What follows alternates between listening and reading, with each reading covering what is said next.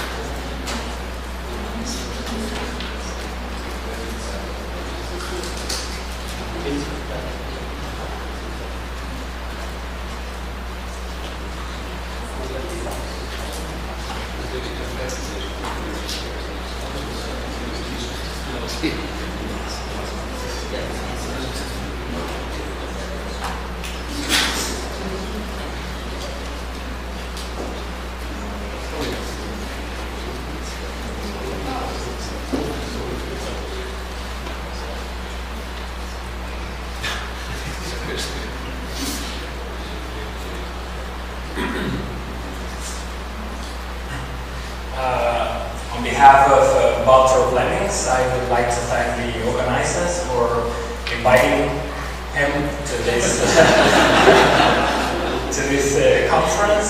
Unfortunately, he couldn't make it to this conference because of some issues with his passport. So, since I've been working with him during the last 2 years in this topic, he asked me to give his talk. And actually, well, this is a part of a big project that he's been leading, and at least 3 other collaborators are sitting here in the audience. So if there are questions and yes, any comments, I think that I can share responsibility with them. Okay, so this is the outline of the talk. Basically, I will give a short introduction to the magnetic fields in HB and pre-planetary nebulae and planetary nebulae.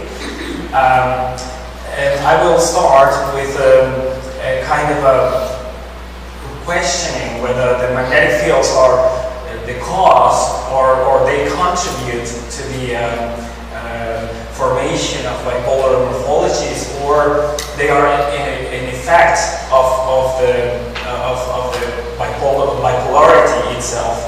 Then I will discuss also on the observations of the magnetic fields and well, the different means that we have been using to measure the magnetic fields, and then how we determine the intensity and the morphology of the magnetic fields. Also, briefly, I will discuss the origin, the possible origin, and the effect of the magnetic fields on the envelopes of these objects, and an update of the new observations, new results that have been appearing in the literature since the last meeting, the APM5, and the future prospects with ALMA, and finally the conclusions.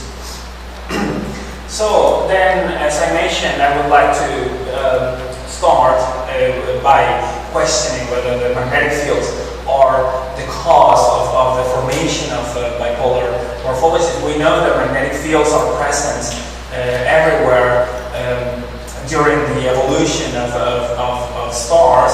Particularly here, we can see that we can find magnetic fields at different stages of stellar evolution. So the question is whether they are playing an important role at the end of the evolution during the pre-planetary nebulae, HB, and planetary nebulae phase. Or if magnetic fields are actually a secondary effect, that means that they are not playing a major role in the formation of morphologies, but rather they are caused by other mechanisms that itself they are responsible for the formation of bipolar morphology. such as here it is mentioned, if they are arising as a result of locally locally from stellar activity, or from disk interaction, or binary interaction, or all of the above mentioned. So, well, then most of the observations or most of the measurements that we have been doing have been obtained through observations of polarization, the polarized radiation. So in the case of post-HD stars, basically we have measurements of the Zeeman splitting in maser lines and also in other molecular lines. For the case of pre- and planetary nebulae, in the envelopes of these objects, the observations have been done through Zeeman effect in maser lines and also in molecular lines, and also through the polarized emission coming from the dust. And in the central stars, basically from the Zeeman effect on atomic lines. So, what about the line polarization? So, well, then from the observations of the line polarization, we can obtain information of the magnetic field along the line of sight and also perpendicular to the line of sight, that is, on the plane of the sky. So, through the Zeeman splitting, we can obtain the intensity of the magnetic field that is parallel to the line of sight, and basically these observations are done using observations of maser lines and also some thermal lines like CN. And the degree of polarization varies from 0.1 to 100% in the case of the maser lines, and a few percent for the case of the thermal lines. The magnetic field on the plane of the sky, basically it is proved through this, or using as a tool, this mechanism, the Goldreich-Glasses effect, and then we can map the magnetic field on the plane of the sky. And for that we have been using observations of masers and also CO and other molecules. And the degree of polarization is of a few percent. So the magnetic field in the strength of the magnetic field in HD envelopes basically can be. This is like a summary of all of these observations. Basically, we can see that the magnetic field intensity follows a power law. In this case, actually, it is not very clear whether the power law is r to the -2 or r to the -1. And well, basically, but here, what it is important is that we can see that the strength of the magnetic field actually follows some kind of power law, which indicates that somehow this is kind of tracing a global or a large-scale magnetic field. It's not that, well, actually I will come back a little bit about this later, but it's not like we are just, we don't have just measurements isolated here and there, but somehow they are following a consistent power law. And basically here are the lines that have been used in the strengths of the magnetic field at different distances from the star. But a more detailed discussion on this will be given by Marcelo in his talk on Friday, so please ask him more questions about that. And in the post-HD stars and pre-planetary nebulae, well, as already mentioned, there is this case of W43A, for which the magnetic field has been measured through the observations of water maser polarization, and strength of magnetic field has been determined to be around 80 milligauss. There is also this pre-planetary nebula here, and it seems that the magnetic field seems to be dynamically important, and well, here the question is whether this magnetic field is tracing some kind of a stretched dipole field, or yes, so that is something that it seems to be tracing. For the case of planetary nebulae, well, the masers are more rare, and normally they are weak, so the measurements of the magnetic field is also very difficult. But in the case of K335, Miranda collaborators, they determine a magnetic field of a few milligauss through Zeeman effect in the OH masers.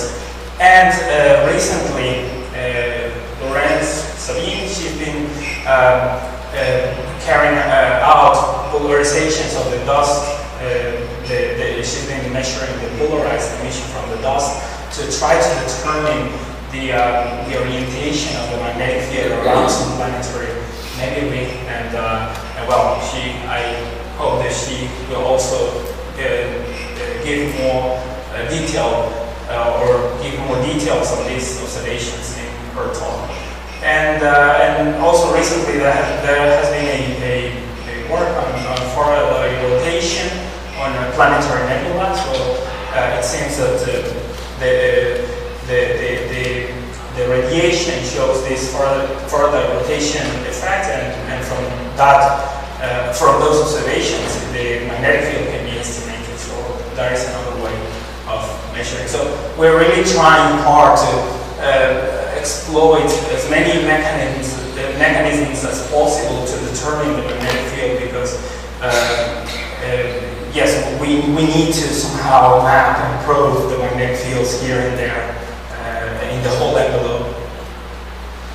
So for the case of the central stars of planetary nebulae, there was an initial report of several kilogauss in the surface of the star by Jordan and collaborators in 2005. And it hasn't been confirmed, but it seems that there has been a lot of work, like searching for the magnetic fields on the surfaces of the central stars of planetary nebulae. So then, what about the morphology of the field? Like I mentioned before, are they just are measurements from the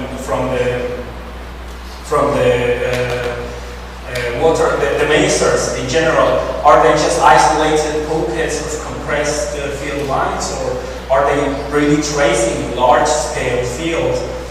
And well, if they are not large-scale fields, then how to explain the similar structures in many scales and many distances from the central star?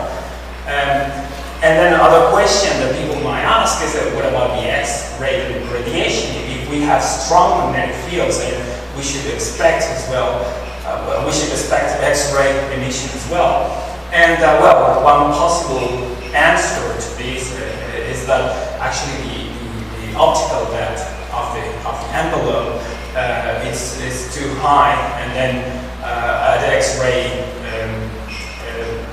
wavelengths, and then that's why we don't see it. Although, or however, recently Ramsted and collaborators detected X-ray emission in a couple of AGB stars, and well, it seems that the emission has been corroborated. So if you have more questions, you can also ask her about these results.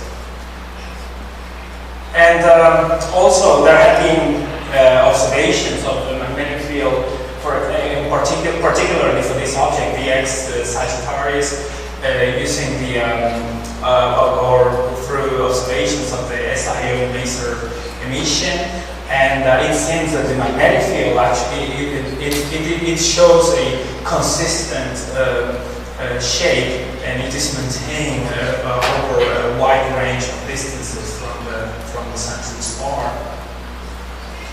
And this table shows the different parameters or characteristics of the envelope around this kind of objects. And here is the probe, what molecule gave the information for the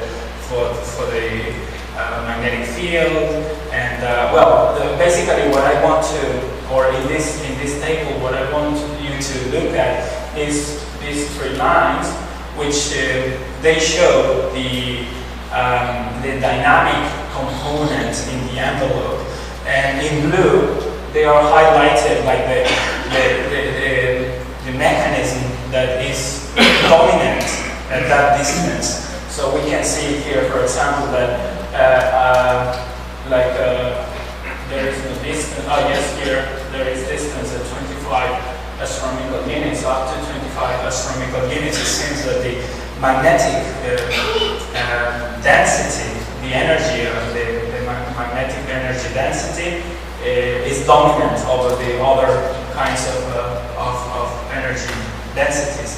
So, well, this might indicate that if we cannot say that the magnetic field is actually responsible for the shaping, at least we can tell that it must be very important dynamically for the evolution of the morphology of the envelope. So we have to take it into account. So what about the origin of the magnetic field? For example, in single stars, it has been proposed that the origin could be an internal dynamo, and that there is differential rotation between the core and the envelope. But it has like some issues because the rotation under this scenario would be drained in a time scale of 10 to 50 years. And so it needs to counteract for energy loss. And well, then there is the convective energy model predicts magnetically dominated explosion. Other possibility could be the interaction with the circumstellar disk, but then we don't know. I mean, we can propose the existence of such a disk, but we don't know the origin of that disk. In the case of a binary systems, the energy could be supplied by the binary companion or a planet, if you may. In the case of a star, the problem is that, for example, the stellar binary would likely disrupt the SIO maser action. So what I understand is that if we have this binary system, then we wouldn't have we wouldn't see the SIO maser emission. But for example, if there is a planet, then in principle there shouldn't be a problem. So in principle, a planet could be a good candidate for this mechanism. And well, now I will present some results that have been appearing after the meeting in England, the APM5. And I don't know why Walter put these pictures. I think that he wanted to, I don't know, to compare the conditions. Anyways, it's nice that we're here now. And well, so there's some results on the AGB surface fields, magnetic field, and there has been some measurements on the variable chi signus, and the strength of the magnetic field has been of a few Gauss, and well, basically here